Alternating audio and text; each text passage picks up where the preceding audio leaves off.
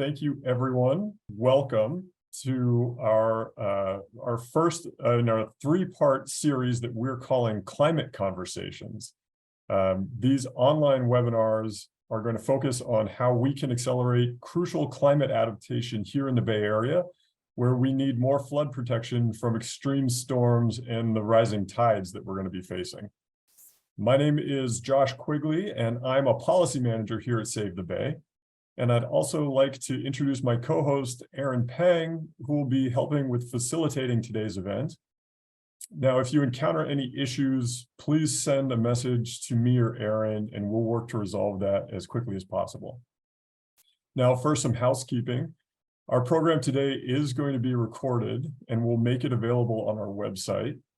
And the conversation is going to be divided into two parts. If you have questions for either of our panelists, please use the Q&A feature at the bottom of the screen to submit them. And then we'll do our best to answer as many questions as possible in the time that we have available.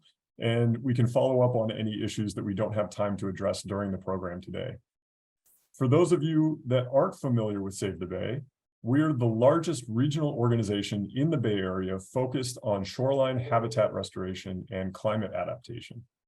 We have worked to protect and restore the Bay for the past 60 years, and we have a long track record of working with our state and our local elected officials to pioneer solutions to urgent and emerging challenges. Now, in the face of climate change and sea level rise, that work is even more urgent. As a state, we've recently experienced a form of weather whiplash, moving from a prolonged period of intense drought that quickly changed into the extreme winter storms that caused devastating flooding. And that experience has highlighted the vulnerability that flood risk has to many communities around the state. Sea level rise is obviously going to increase these risks, especially here in the San Francisco Bay Area, where so much is built near the shoreline and in floodplains. And currently, adaptation to this growing flood risk that climate change is driving, both along the shoreline and in the upland areas where streams and stormwater capacity can be overwhelmed, has largely been left to the cities to address. Some regional coordination efforts have begun. I'm just seeing that there's some trouble with the sound. I'll try to speak up a little bit more. So some regional coordination efforts have begun to bring information and ideas to city and county governments, but very few actual flood resilience adaptation plans have been implemented. Without more encouragement and support for cities to act and coordinate, our region will remain unprepared. And that will be particularly the case in under-resourced communities. Earlier this year, Save the Bay put out a strategy document that identifies urgent policy changes to foster flood resilience consistency across the region. And Aaron will put a link to that in the chat. And I'd encourage you all, if you haven't already, to download and review that full strategy. Today, we're going to highlight a few of the more immediate opportunities to advance this work. And that is going to focus on legislative and budget actions, as well as community engagement. So I'd like to start off by introducing our first panelists for the first half of our conversation. First of all, David Lewis is a Bay Area native who has served as Save the Bay's executive director since 1998. And joining David in conversation, we are incredibly grateful to have with us tonight Senator John Laird.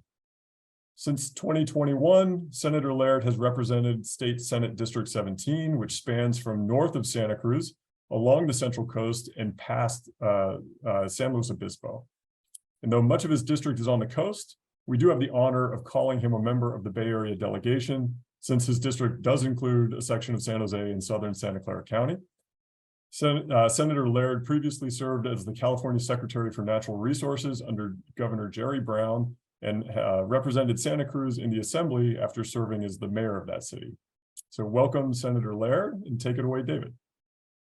Thanks very much, Josh, and we're honored to have you with us, Senator.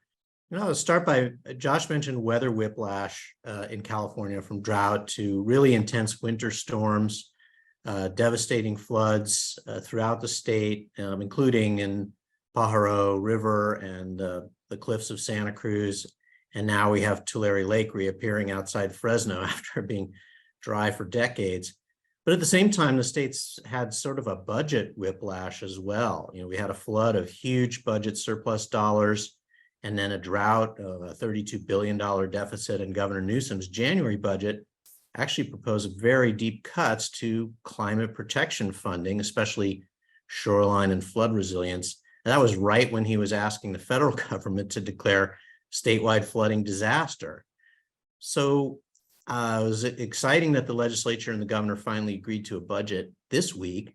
And I'm really curious how you and your colleagues have managed to ensure that some flood prevention and coastal resilience money remained really a top priority of funding and action for the state.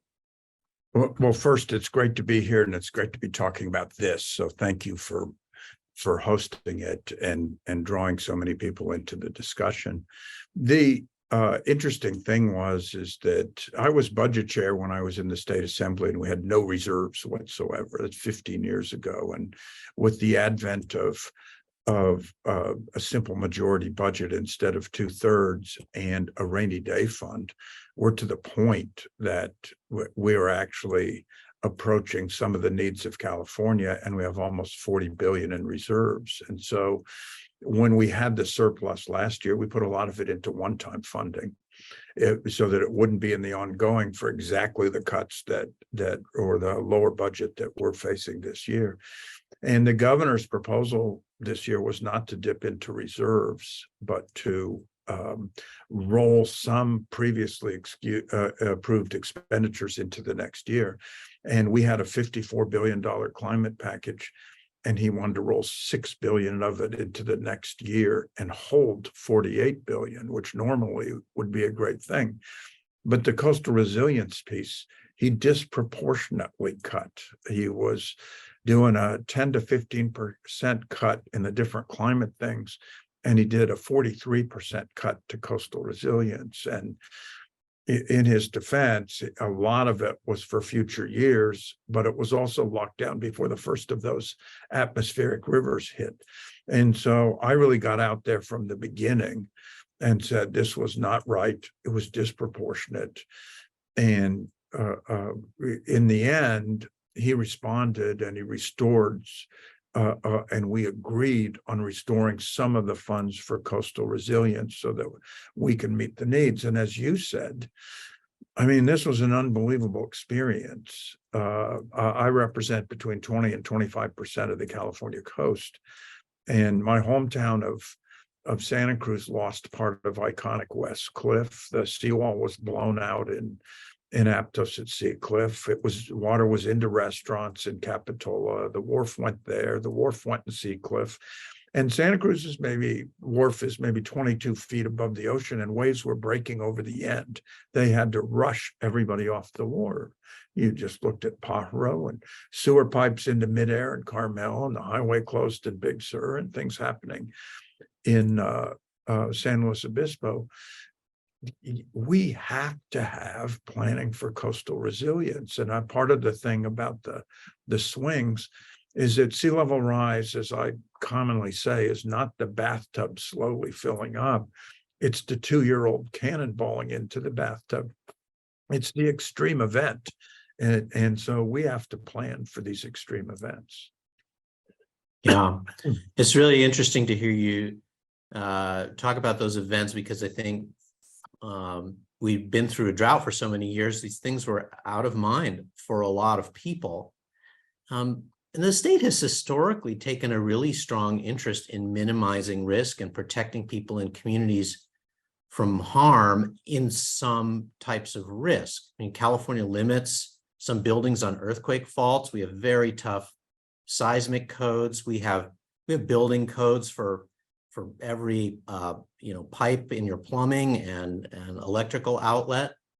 But for flood risk, the state doesn't really have strong land use restrictions and building codes that are up to the expectations of what we're starting to see with flood risk. And in that area, risk reduction seems to have been mostly voluntary and left up to local governments, and many cities are delaying taking that kind of action and preparedness that you're talking about. A few cities are starting to raise their seawalls and levees, or exploring some more nature-based approaches like marshes. But you have been a leader in trying to change some of that. And last year, Governor Newsom vetoed your bill that would require coastal cities to develop shoreline resilience plans and get them approved by a state agency. And now you're trying again with Senate Bill 272 that again has strong support in the legislature. I wonder if you would talk about why your bill is so important and how it would help communities on the coast and in the Bay Area have better flood protection sooner. I got it out of the Senate without a no vote. And I was just presenting it last week in a state assembly committee, and they asked if I would close on the debate. And I said, given the atmospheric rivers, it would be nice to have these conversations before the atmospheric rivers hit, not afterwards. And I think, and one particular lawmaker got the giggles at that. And the real issue is you did the setup perfectly about flood control, and we have measures for earthquakes. But what has really happened is that we have an infrastructure and in some ways a mindset that is set to a climate that no longer exists. And so how do we deal with that? I mean, when I was resources secretary, we were dealing with the fact that Lake Tahoe was heating faster than any freshwater lake on the face of the planet, and that the fire that went from outside of Calistoga to Santa Rosa did it in a matter of hours and took a residential neighborhood. And 50 years ago, there was a fire on the same footprint that took 2.5 days. And so there was even a time when there was, I think, the Rim fire where I was talking to a resident, and it's like, she said, this area has burned before, but whenever it comes over that ridge that's way off in the distance, I know to start to take it seriously. And in that fire, it came over the ridge and it was upon her in a matter of minutes. And so just as what was happening in the atmospheric rivers with at the shoreline and with some of the tributaries and different things that were happening, it was just built for another time. And so we really need to facilitate conversations among the people that are on the coastline and on the shoreline in the San Francisco Bay about how we're going to deal about this, because you can't, you can govern by crisis or you can govern by intention. And we have to do the intention because the crisis is going to be upon us. And it's a question of bringing people along. I think that it's really hard if you're a property owner in a place that's really at risk to consider anything but the total protection of your property. And that, of course, is what our first line is to do. But we could have some dramatic changes. How are people going to deal with it? If the sea rises by just 2 or 3 feet in the next 30 or 40 years, that will have substantial impacts on the California coast and the San Francisco Bay Area. And, given the 3 airports and what level they are and some of the homes that are near in the coast, it's in Santa Cruz, there's the debate right now about whether you can actually rebuild some of the things that were chipped away by the ocean or fell into the ocean. And at Seacliff Beach is where the Navy ship and the pier was. That's the way people know it. That seawall was wiped out for the 6th time in 60 years. And when the governor was going down there, one of his staff members called and says, do you have any hints for us? And I said, don't stand in front of the seawall and say, we will rebuild it. You want to have the option, if after 6 blowouts in 60 years, to say there's a different way we might need to think about this. And I think that's what I'm trying to do, is facilitate that level of conversation through planning. And local coastal plans and the plans that BCDC does around the Bay Area, so we can have those conversations and people can understand the risk and some of the things we need to do. Yeah, there's several aspects of this legislation that are so striking to me, not so much the content, but the way you've built so much support. So I have a couple questions that I want to ask you about that.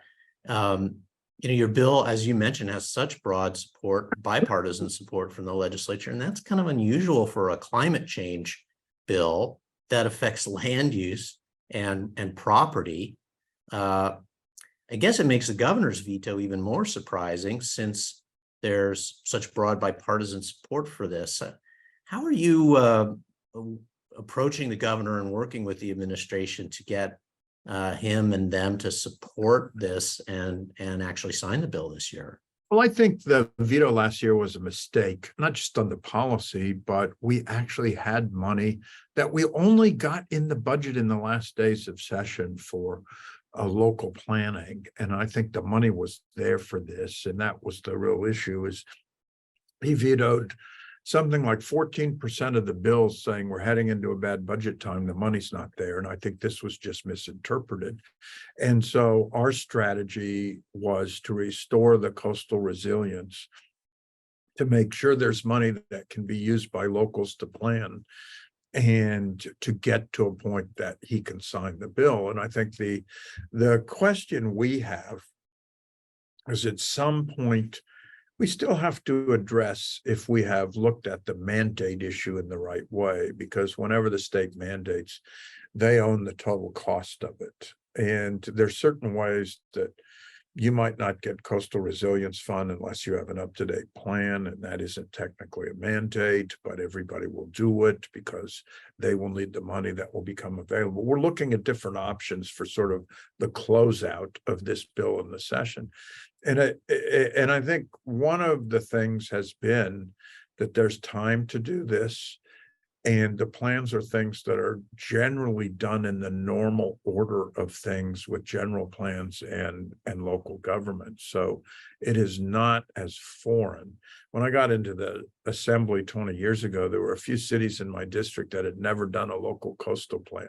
The city of Carmel was having the coastal commission be its planning commission, and they were getting all the big appeals until finally the coastal commission said, stop, we're doing a moratorium on this. And they sort of forced them to finally do the local coastal plan. So there are ways that the planning's in place. It's making sure that this is done in the right way so that there is some money for cities to do the planning, and make sure that it's facilitated. The legislature passed Senate Bill 1 the year before last, which really was the pro temps bill on sea level rise. It's sort of a precursor to this, and looking at it in different regional ways. We want to make sure there's enough money for both.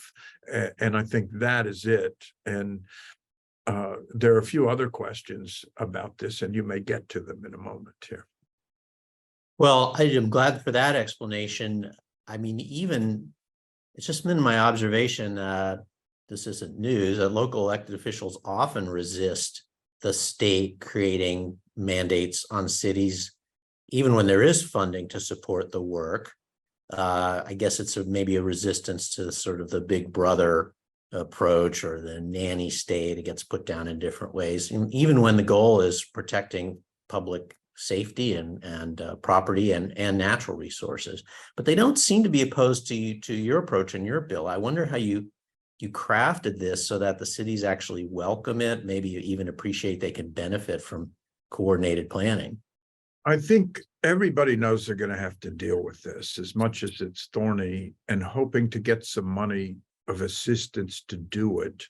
And the mandate is having the plan, and they get to decide some of the local ways to deal with the impacts. And I think the problem that I had initially, because each year, last year and this year, I initially have had the League of Cities and the Association of Counties in opposition, and some cities and counties, and I have moved them to neutral by working on some of these issues. But I think there's an underlying issue, and I know there's people from BCDC that are watching this, and that's that if there are local governments that don't trust the Coastal Commission or don't trust BCDC, they're a little nervous about them being empowered in this process to deal with it. And part of it is making people realize this is going to be a fair process. That is who is charged with doing this. You have to trust them to do it, and you have to engage. And I think we figured out ways to make people at least have a comfort level that they're going to be in control of their own plans, even though they will have to be reviewed and on some level approved by the Coastal Commission and BCDC. Yeah, that's encouraging. Well, I mean, I think where this money issue really comes home is for those under-resourced communities that you usually suffer disproportionately from weather-driven disasters like the levee failures that flooded Pajaro this past winter. How do you think the approach in your legislation and other aspects of the budget that you've been involved in can help under-resourced communities prepare for floods, not just the well-off communities with a big tax base? Well, just for starters, one of the untold stories about the Pajaro flood is that they historically have had trouble. There's been a potential upgrade and completely redo of the levees on the books for about 20 years, and it never could get to completion. And when I got back to the Senate, one of the stumpers, I did a bill in the Assembly that had the state do a share along with the feds and locals of the Pajaro flood thing. But the state caps their participation at 70% of the state and local share. And it was really hard for the locals in a disadvantaged community to come up with the 30%. And they were actually getting grants that they couldn't access because the state capped it. So I did a bill that had not been done before that allowed the state to buy out 100% the share of the locals for the Pajaro flood project. Under the Biden administration and infrastructure, the federal money was released. And then the locals taxed themselves much smaller amount than it would have been for the local share for the operations. And as of last summer, we had a fully funded levee project to get to 100-year flood protection. It starts next year, and we could not get to it. And the irony is it was because it was a disadvantaged community, we bought out the local share, which, and there was an interesting thing in that bill, because I think the Department of Water Resources had a concern that then the wealthy communities would ask for the same thing. And so I wrote a provision into the bill that allowed the Department of Water Resources to approve any changes in these local shares in a way that they could have a measure of control to make sure that that funding truly got to the disadvantaged communities, if that's what the intent was in doing it. And so I think the real problem is that we budget for normal infrastructure and we don't take into account resilience. So there's this one bridge in Santa Cruz where when the 100-year storm happened 40 years ago, 75-foot redwood trees were coming down the river at flood stage, and they battered down one of our main bridges in town. And so we lifted all the bridges. The 4 bridges in Santa Cruz over the river are arched now, so they're flood resilient. But who didn't do that? Caltrans. So the first bridge in Santa Cruz is at a lower level. It captured debris in the first atmospheric rivers, and they had to close Highway 1 for 2 days while they removed the debris. Then they couldn't keep up with the storms, and it flooded back into areas where there were residences. And if you want to fix that bridge to make it arch and for storm resilience, you have to compete against highway widening and capacity and roads into newly developed areas. We do not have a separate system for climate resilience in our infrastructure. Now, Caltrans has now set up a $1 billion fund to encourage climate resilience in some of the road improvements. But as I told the director, I could use that entire fund in my district, and I'm one of 40 senators. We have to figure out a way that we incent these climate resilience projects within our normal construction of infrastructure. Yeah, that's a great example. Thanks for that detail. And I know you won't feel this way, but you're actually fortunate that those bridges in Santa Cruz were just in one city. We have a really interesting challenge in the Bay Area with one of the signature, potentially could be a signature climate resilience project, Highway 37. It goes from Novato to Vallejo in the North Bay. And at that, it basically affects 4 counties, right? And so the estimates are between $1 and $2 billion. Right. I'm a Vallejo native, and so I am really familiar with that highway. Yeah. Well, I'm just curious whether you see ways for the state to encourage more collaboration across jurisdictions. I think your bill is one of those. San Mateo County has established a climate resilience district that is trying to work on these projects that affect more than one city and get over this challenge we have in the Bay Area of almost too many political jurisdictions in one region. I think that's a good idea because we're going to have to figure this out in any creative way we can. These events are going to move ahead, and it's a question of whether we move with them. And if it's certain regional things, certain different alternative revenue structures, certain ways we can leverage private investment where that's challenged as the same way as the public investment, we're going to have to do it. And that's why sort of planning first to know exactly what the breadth of the problem is and exactly where people can change their mindset on what's about to happen and participate in these processes is what we really have to do. Yeah. Well, I really appreciate all this insight, and we've been able to incorporate some of the questions our audience had in the questions I posed to you. I just wonder if you have any last comments on the topic or recommendations for how people watching can be helpful or remain involved before you have to go on to your next event. I really think a lot of this is about people telling stories and about people educating other people about what we have to do so they broaden their view beyond what's just in their front yard or their neighborhood. And I told you the story about the bridges in the river, about seawalls, about Pajaro. And if you have that broader view and bring people along and you can see what the threat is, I think people will start to really come together and organize. And sometimes it's just king tides show people what might happen. Sometimes Highway 37 being closed for 6 or 8 weeks because it's flooded, tell people what could be happening full time. And we have to leverage that awareness into taking strong action.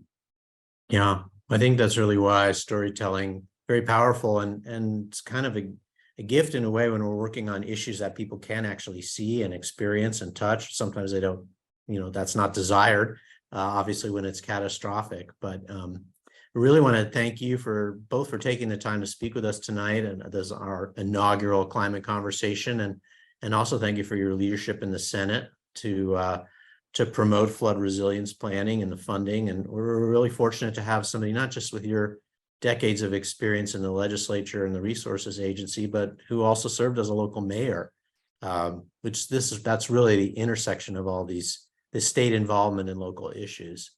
And I'll just remind, and I look forward to working together in all this as we land the plane. Yeah, thanks again. And I'll just remind our audience that your bill has passed the Senate, one assembly committee, and I hope it passes the full legislature this summer and goes to the governor. We're going to encourage everyone to sign the petition that's on our website, which we'll put in the chat, the link. This is asking the governor to sign that bill because we do anticipate it getting to him. And we're also working with local elected officials here in the Bay Area on a letter to the governor. So if there are local council members or mayors or staff watching, please reach out to our staff if you'd like to join in that effort and help Senator Laird get this across the finish line.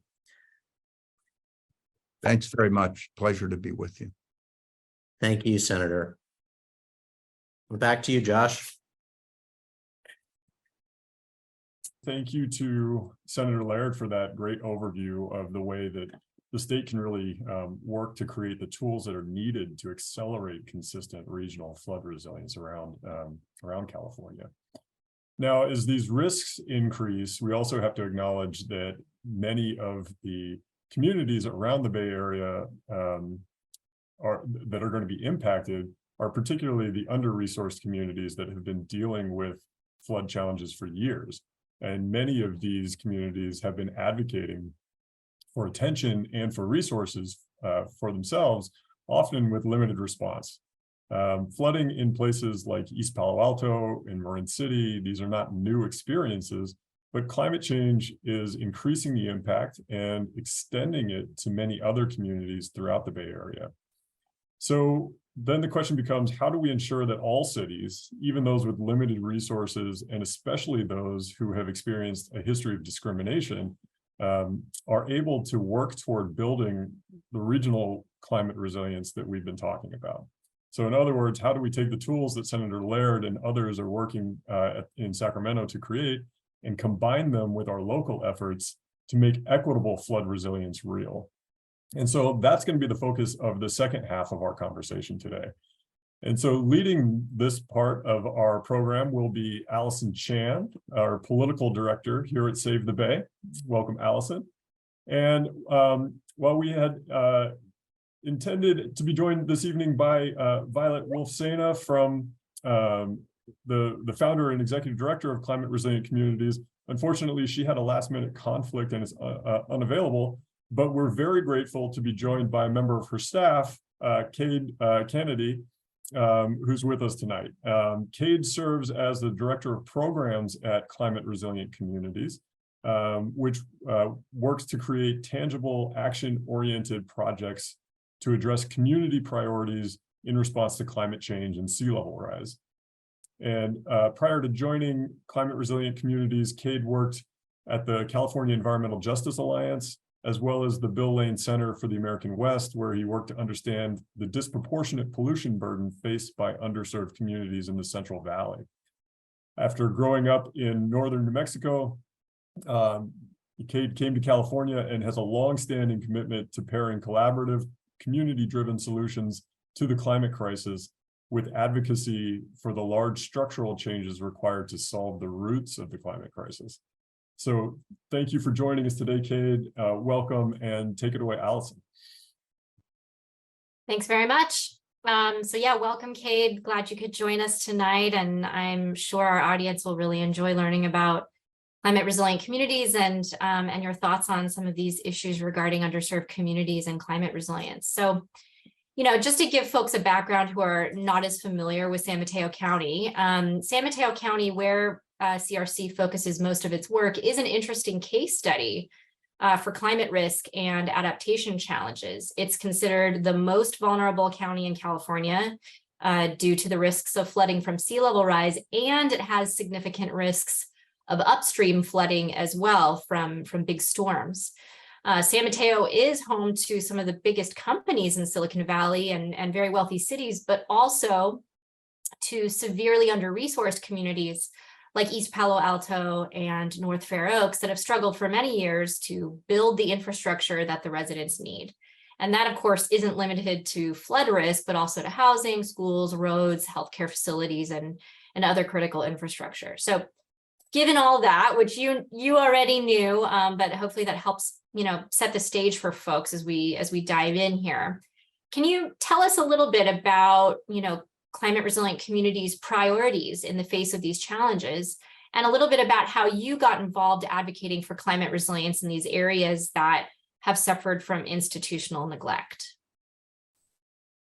Yeah, absolutely, Allison. Thank you all for having me tonight. Like they said, my name is Cade Cannedy. I'm the director of programs here at Climate Resilient Communities, and our immediate focus is on making sure that the residents of our frontline communities here in San Mateo County are protected in the face of sea level rise and other escalating climate hazards.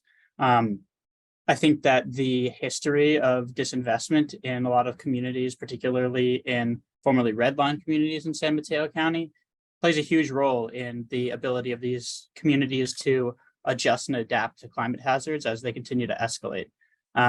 That's, you know, surfaces at the individual level, at the household level, but also at the city level. East Palo Alto was, you know, the latest to incorporate of the cities in San Mateo County, and has a lot of, relatively little city staff and infrastructure in order to do a lot of the long range planning that's going to be necessary to adequately solve for these sea level rise issues. So there's a lot of levels and layers of organization that need to be addressed in order to equitably adapt to sea level rise, but the individual level, the household level, and the city level is where CRC works to make sure that these communities aren't left behind, or that the history of disinvestment does not continue. Great. Cade, do you want to highlight maybe one of your local projects that you're feeling really good about right now, where you're making some progress and really able to, bridge that divide between, the need to adapt and the resources that are required to do so? Yeah, I'd love to. I think when we talk about environmental justice, I like to think of it in terms of sort of three concepts, right? That environmental justice is distributional, right? It's that the distribution of environmental consequences are not shared equally among people. Some people are experiencing disproportionate environmental harms, but the reason that they're experiencing these disproportional environmental harms is largely procedural, right? They don't have access to the same political levers of power that would be necessary to bring a just response to a lot of these solutions, to a lot of these hazards. And once you know that it's both distributional, that some people are affected more, and that those people don't have access to the political mechanisms of redress necessary to alleviate the problems, then it calls upon all of us to act, right? And that's something that CRC believes fundamentally should start at the community level with the residents who are the most involved. And starting in about 2019, we began a really comprehensive community engagement effort where we brought a really core team of community residents together, folks from the religious community, faith leaders, we brought nonprofit leaders, we brought residents who were just particularly motivated, youth leaders, and we did door-to-door surveying, we did focus groups, we did just really extensive community engagement to understand what the priorities were in the community for adapting to different climate hazards. And one of the things that resonated, very strongly, particularly among the elders in the community, was, a flood that had occurred in 1998, caused about $40 million in damage in East Palo Alto, permanently displaced a lot of families from the community.